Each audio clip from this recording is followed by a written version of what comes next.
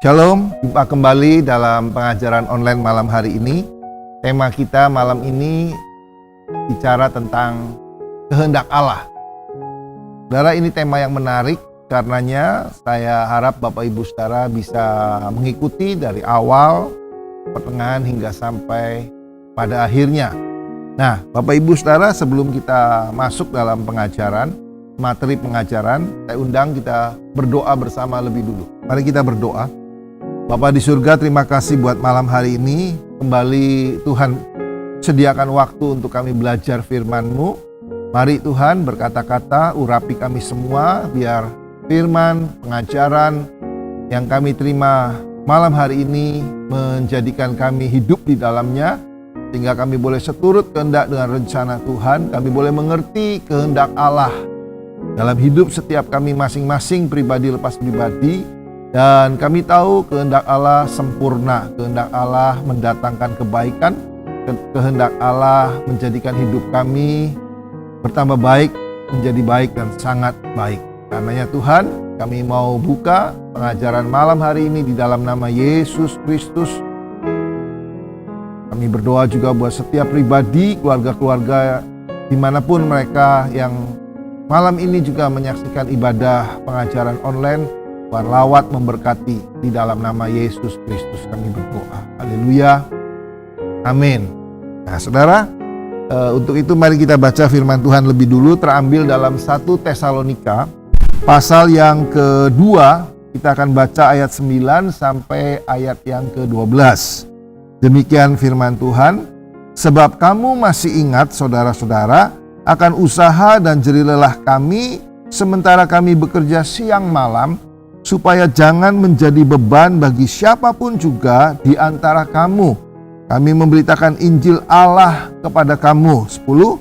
Kamu adalah saksi, demikian juga Allah, betapa saleh, adil dan tak bercacatnya kami berlaku di antara kamu yang percaya.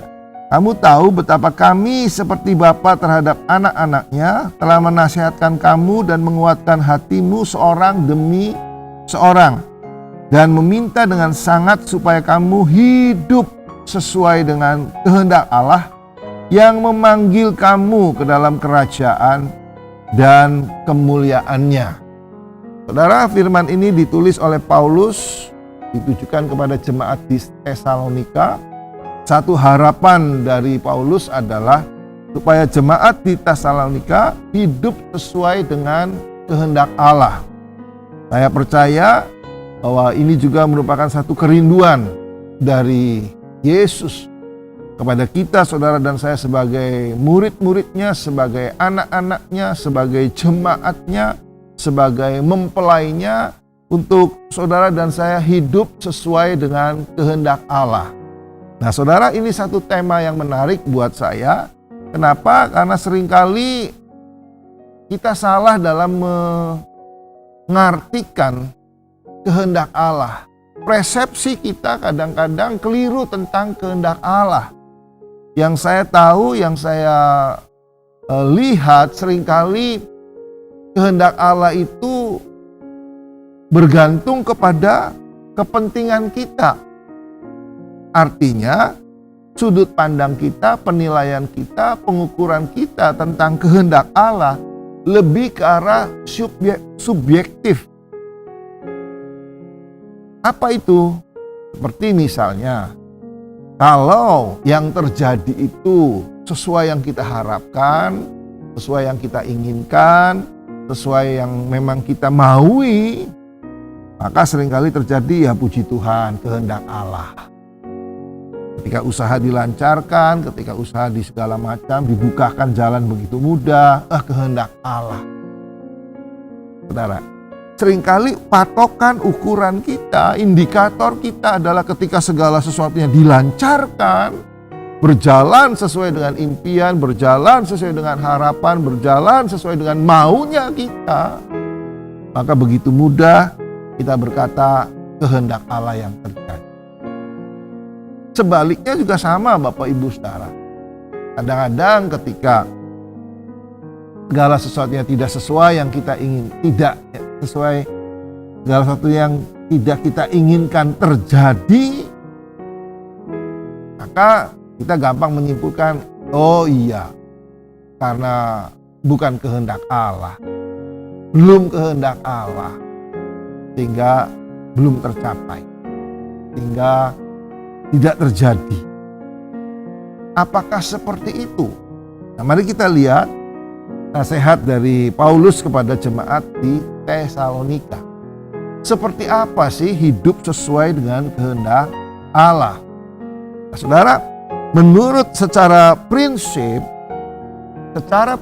kehendak Allah itu adalah bukan teori. Yang pertama, bukan teori tapi nyata. Kehendak Allah adalah satu tindakan untuk memuliakan Allah.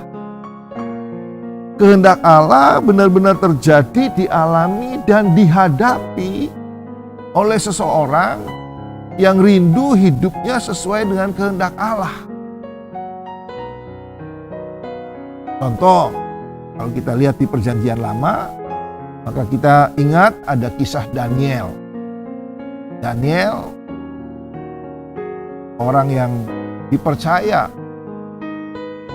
oleh raja, diangkat, didudukkan di bawah raja sendiri, Raja Nebukadnezar. Tapi apa yang terjadi?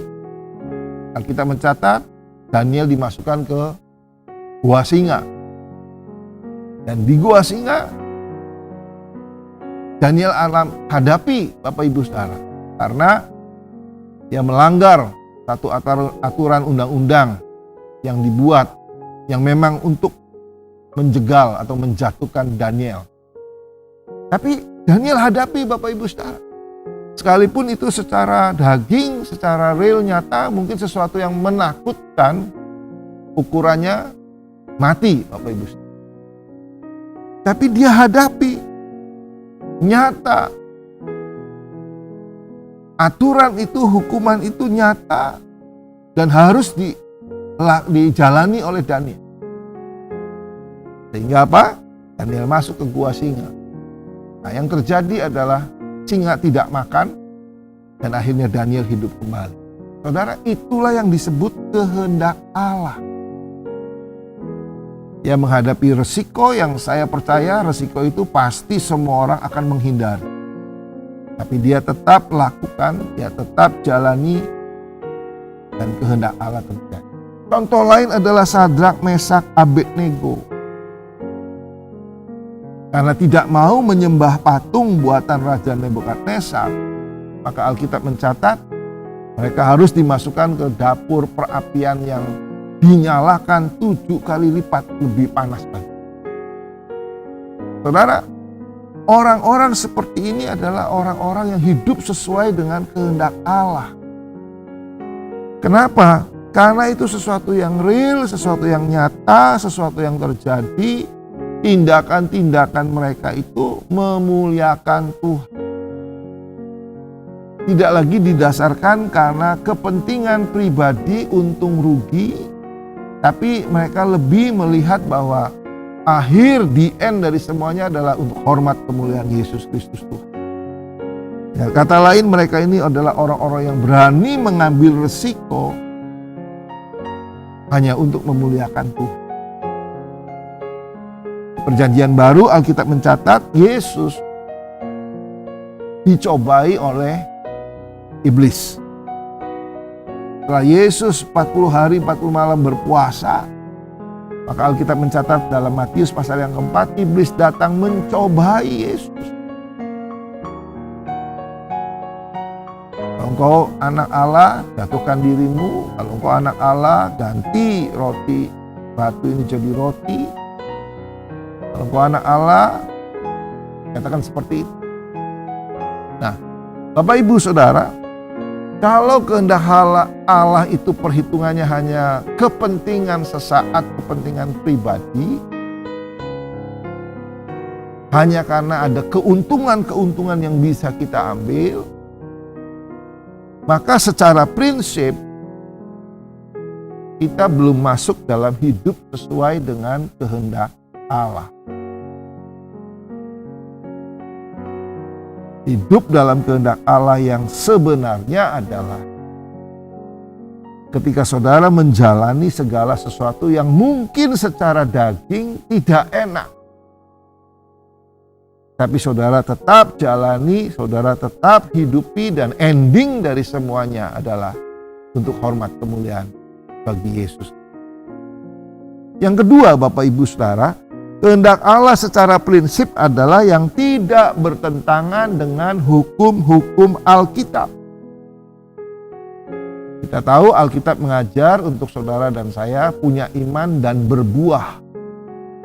Nah saudara, kehendak Allah adalah yang sesuai dengan iman, pengajaran iman, dan kehidupan yang berbuah. Tuhan memberi benih iman kepada saudara dan saya untuk kita dekat dengan Kristus, untuk kita menyatu dengan Kristus. Jadi kehendak Allah adalah kehendak yang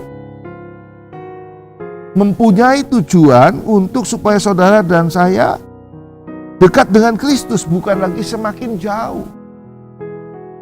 Hal-hal yang terjadi, hal-hal yang Tuhan izinkan saudara dan saya alami, kalau itu merupakan kehendak Allah, maka itu akan menjadikan kita, saudara dan saya, lebih dekat, semakin dekat. Semakin serupa dengan Kristus Yesus. Bukan semakin jauh.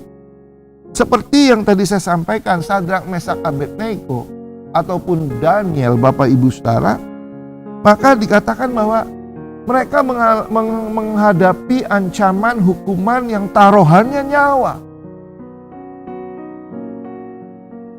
Tapi karena mereka tahu bahwa ini adalah kehendak Allah yang harus mereka alami, hadapi, jalani, maka tidak menyurutkan langkah mereka untuk menjalaninya, menghadapi.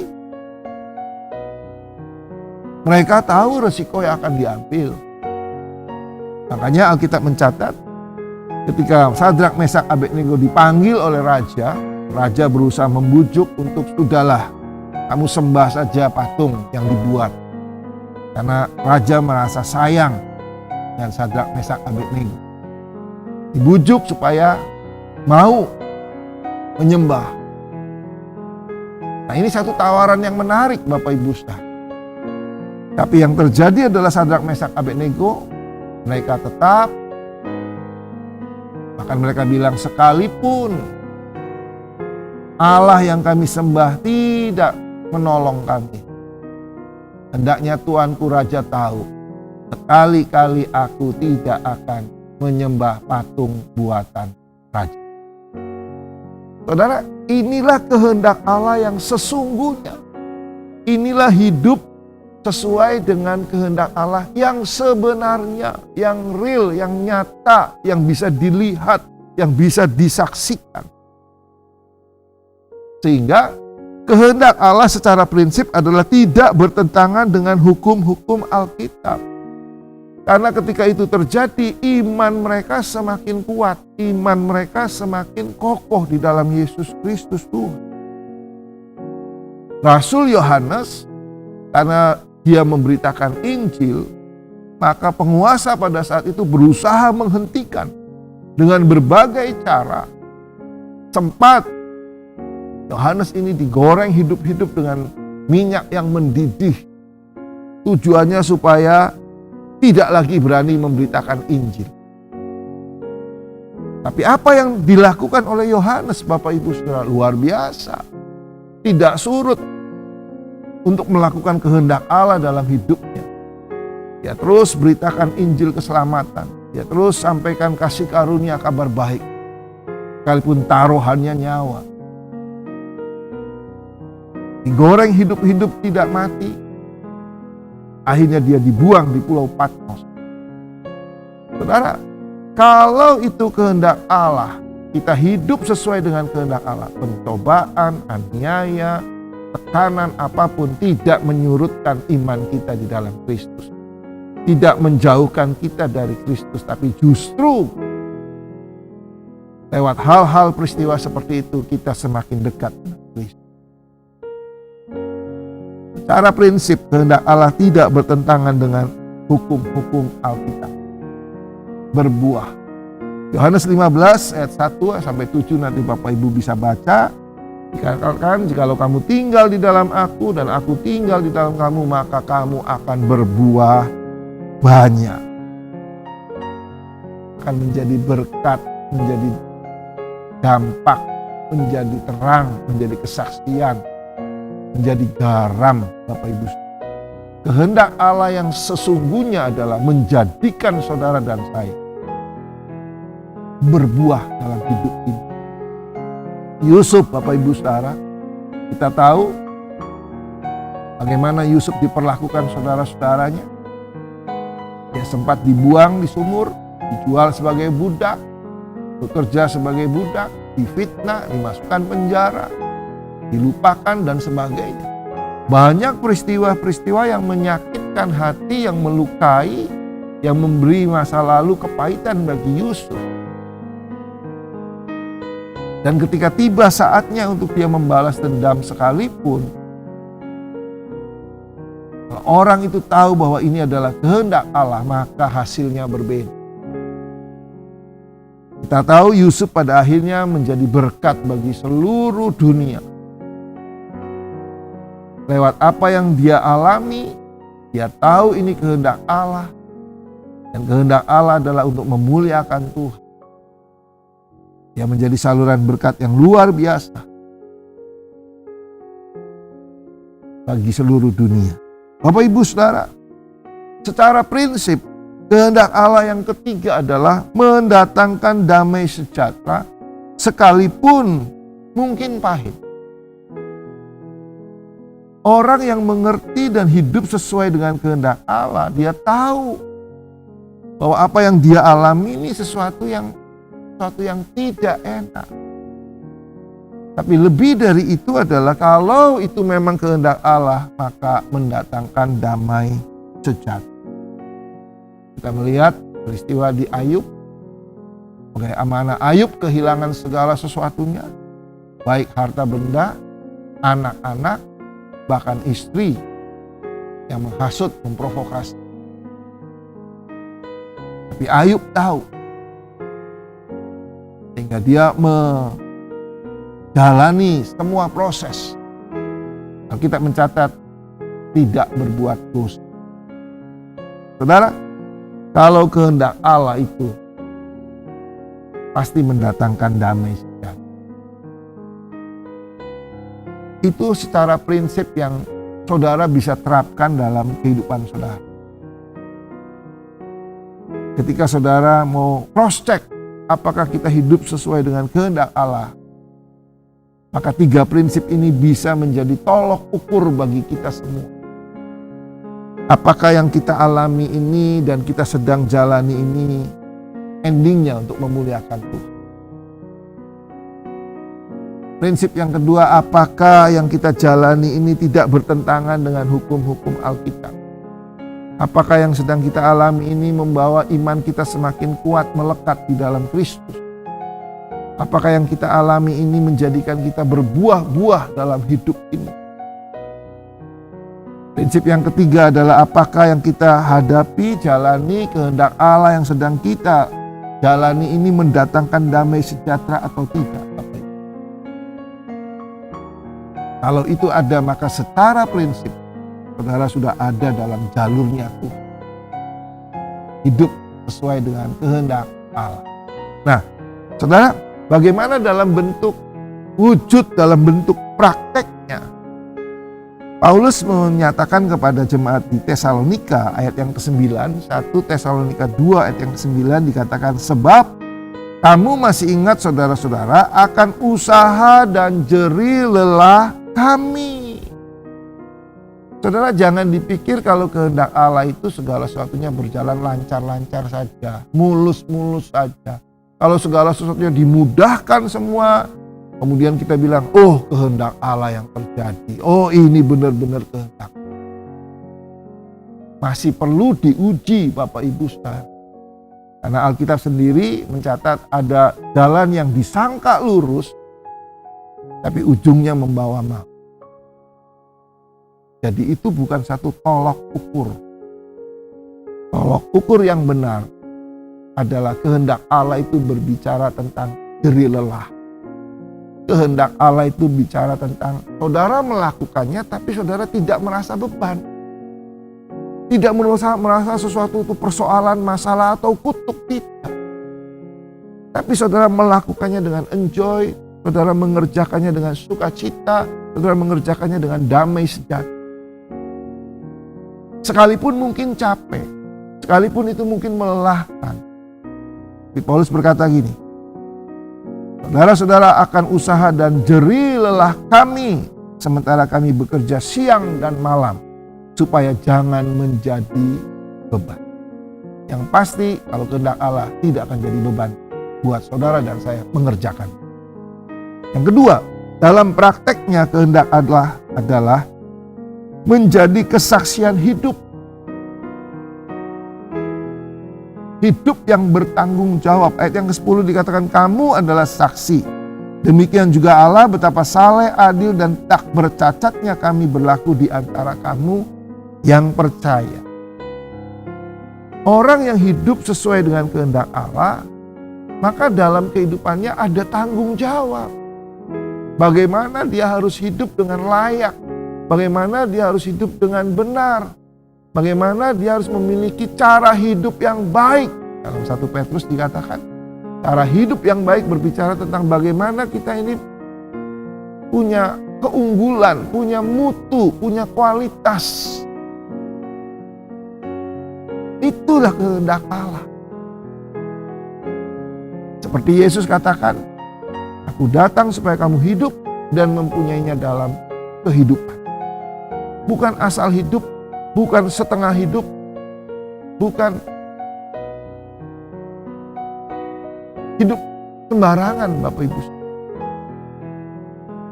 Tapi kehendak Allah adalah menjadikan saudara dan saya kesaksian bagi banyak orang. Yang ketiga, dalam prakteknya kehendak Allah, wujud dalam prakteknya adalah cinta kasih, pengembalaan. 1 Tesalonika 2 ayat 11 dikatakan, kamu tahu betapa kami seperti bapa terhadap anak-anaknya, telah menasihatkan kamu dan menguatkan hatimu seorang demi orang. Orang yang sadar hidup dalam kehendak Allah, maka di dalam kehidupannya ada kasih, ada perhatian, ada attention yang bisa dirasakan oleh orang-orang yang ada di sekeliling. Nah, Bapak Ibu Saudara, inilah yang kira-kira bisa menjadi satu indikator bagi kita semua. Apakah hari-hari ini kita sudah hidup sesuai dengan kehendak Allah? Saudara bisa menceknya dengan dua cara. Secara prinsip dan secara praktek. Kalau dua hal ini ada, terpenuhi dalam kehidupan saudara yang sedang dijalani ini, maka saya percaya bahwa saudara sudah masuk dalam rencana Tuhan. Ayat 12 dikatakan, dan meminta dengan sangat supaya kamu hidup sesuai dengan kehendak Allah yang memanggil kamu ke dalam kerajaan dan kemuliaan. Kita masuk dalam kerajaan dan kemuliaan Yesus, memerintah bersama dengan Yesus Kristus Tuhan. Hidup kita menjadi berkat, hidup kita menjadi kesaksian, dan nama Tuhan dipermuliakan. Tidak perpanjang firman Tuhan, biar pengajaran singkat memberkati kita semua untuk kita sungguh-sungguh hidup sesuai dengan kehendak Allah. Untuk kita tidak mudah, gampang menyimpulkan segala sesuatu berdasarkan kepentingan-kepentingan kita, berdasarkan pemikiran-pemikiran kita, bahwa kalau semuanya lancar, kalau semuanya baik, itu berarti kehendak Allah. Belum tentu Bapak Ibu. Karena ada banyak terjadi di tengah perjalanan atau di akhir segala sesuatunya tidak seperti yang Tuhan kehendaki. Karena itu biarlah hidup kita semakin hati-hati di dalam melangkah, di dalam mengerjakan, di dalam menghidupi kebenaran firman Tuhan. Mari kita berdoa. Bapa di surga, terima kasih buat malam ini. Meteraikan pengajaran, Roh Kudus beri hikmat pengertian lebih, uraikan lebih jauh dalam kehidupan setiap kami yang mendengar, sehingga kami boleh mengerti kehendak Allah yang sesungguhnya dalam hidup kami. Apapun yang terjadi, sedang dialami, dihadapi, dijalani oleh kami, Roh Kudus, mari terangi mata hati celikan kami, sehingga kami tahu bahwa ini sungguh-sungguh kehendak Allah. Dan ini bukan kehendak Allah. Sehingga kami boleh tinggalkan yang bukan kehendak Allah. Dan kami berjalan sesuai dengan kehendak Allah. Berkati pengajaran online ini, di dalam nama Yesus, melawat memberkati semua keluarga-keluarga, pribadi-pribadi, biar mereka boleh semakin mengerti kehendak Allah dalam hidup mereka masing-masing. Kami mengucap syukur, kami terima berkat dari Allah Bapa, Putra, dan Roh Kudus di dalam nama Yesus Kristus. Haleluya. Amin. Selamat malam, Tuhan memberkati.